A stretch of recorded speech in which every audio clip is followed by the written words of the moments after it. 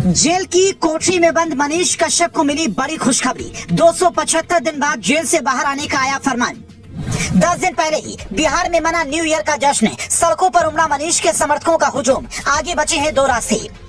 चुनाव नहीं नए तरीके से बदला लेगा। आरजेडी के गढ़ में ही तेजस्वी को करेगा ढेर। हो गई पूरी तैयारी।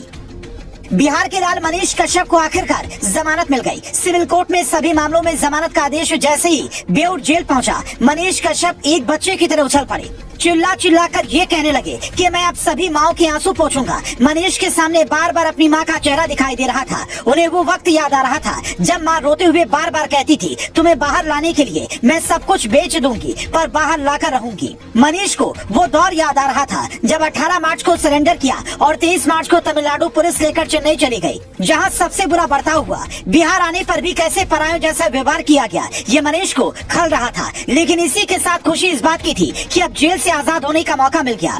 इधर मनीष अपने दिलो दिमाग में तमाम बातें सोच रहे थे, उधर माँ खुशी के आंसू बहाते हुए लोगों को मिठाइयाँ बांट रही थी। एक माँ जिसका बेटा 275 दिनों से जेल में बंद है, वो इस बात के इंतजार में थी कि कब बेटा आए और उसे गले से लगाकर कहूँ कि अब तुम्हें कहीं नहीं जाने दूंगी। मनीष के समर्थकों का बिहार की सड़कों पर हुजूम उमड़ पड़ा है। पर सवाल यही है कि पत्रकारिता को 360 डिग्री घुमा देने वाले मनीष कश्यप पत्रकारिता करेंगे या नेता नगरी में व्यस्त हो जाएंगे। जेल से जैसे छूटेंगे उनकी मुलाकात बीजेपी के बड़े बड़े नेताओं से होने वाली है, जिसके बाद कयास ये भी लग रहे हैं कि मनीष कश्यप को तेजस्वी के गढ़ से उम्मीदवार बनाया जा सकता है, ताकि एक तीर से दो निशाने सज जाएं। अगर मनीष स्मृति ईरानी की तरह बीजेपी के लिए तुरुप का इक्का साबित हुए तो समझिए कि अगले कुछ सालों में तेजस्वी के घर में सियासी मातम छा जाएगा, क्योंकि लालू के बाद तेजस्वी से ही आरजेडी को सबसे ज्यादा उम्मीद है। अगर तेजस्वी एक बार हार गए तो फिर दोबारा जीत मुश्किल हो जाएगी और ये उनके करियर का भी बड़ा दाग होगा। हालांकि तेजस्वी को हराने के लिए बहुत बड़ी प्लानिंग करनी होगी, जो सिर्फ अकेले मनीष नहीं कर सकते, बल्कि इसके लिए पूरी पार्टी को काम करना होगा।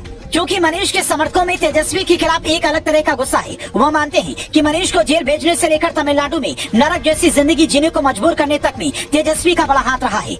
इतने दिनों तक जमानत न मिलने के पीछे भी कई लोग तेजस्वी को ही जिम्मेदार मानते हैं। इसीलिए मनीष के समर्थक यही चाहेंगे कि वो तेजस्वी के खिलाफ चुनाव लड़े। हालांकि अभी इसमें वक्त है। फिलहाल सवाल ये है कि पत्रकारिता को 360 डिग्री घुमा देने वाले मनीष कश्यप क्या अगले ही दिन माइक कैमरा लेकर फिर से सड़कों पर निकल पड़ेंगे। अगर कोर्ट ने शर्तों के साथ जमानत दी होगी तो फिर ऐसा करना मुश्किल हो सकता है, लेकिन अगर कोई शर्त नहीं हुई तो फिर मनीष की दहाड़ फिर से सुनाई देगी। सड़क से लेकर नाली तक की लोगों की समस्या के लिए सरकार से लड़ता हुआ ये युवा पत्रकार आपको फिर से आपके मोबाइल फोन के वीडियोस में दिखाई देगा। यूट्यूब से लेकर फेसबुक तक 2024 के चुनाव से पहले धूम मचाएगा। हालांकि बीजेपी की प्लानिंग ये भी हो सकती है कि मनीष को सीधा टिकट देने की बजाय पत्रकार के रूप में बिहार सरकार की पोल खोलने के लिए कहा जाए, क्योंकि मनीष को पहले से ही इस काम में महारत हासिल है। इसमें डबल फायदा मिलेगा। पहला, मौजूदा सरकार की पोल पट्टी खोलेगी तो जनता की आंख खुलेगी। दूसरा, सरकार के खिलाफ जनता की उठी भावनाओं को वोट बैंक के रूप में तब्दील करने में मदद मिलेगी। बतौर समर्थक आप मनीष कश्यप को क्या सलाह देना चाहेंगे? जेल से बाहर आने के बाद क्या मनीष को सीधा राजनीति ज्वाइन कर लेनी चाहिए या फिर अपने पत्रकारिता के पेशे को और धार देनी चाहिए? क्योंकि एक बार जेल जाने के बाद बड़ा से बड़ा आदमी भी डर जाता है।